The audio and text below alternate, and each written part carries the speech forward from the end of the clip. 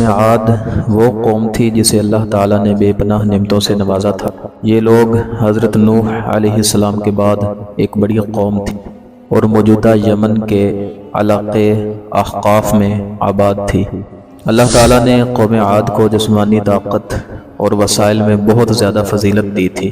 ان کے قد و قامت لمبے اور جسمانی طور پر مضبوط تھے۔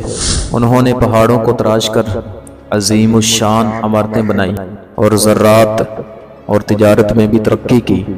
قوم عاد نے اللہ کی عبادت چھوڑ دی اور بتوں کو پوجنے لگے۔ ان کے دل میں غرور پیدا ہو گیا اور وہ سمجھنے لگے کہ ان کی طاقت کے برابر کوئی نہیں۔ چنانچہ اللہ نے ان کی رہنمائی کے لیے حضرت ہود علیہ السلام کو بھیجا۔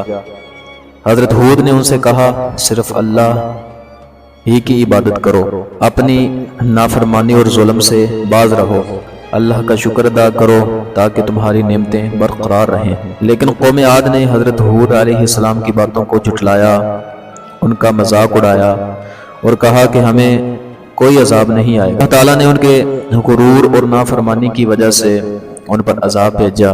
پہلے ایک طویل قحط آیا، پھر ایک سخت ہوا بھیجی گئی۔ یہ ہوا مسلسل 7 راتیں اور 8 دن تک چلتی رہی، جس نے ہر چیز کو تہس نہس کر دیا۔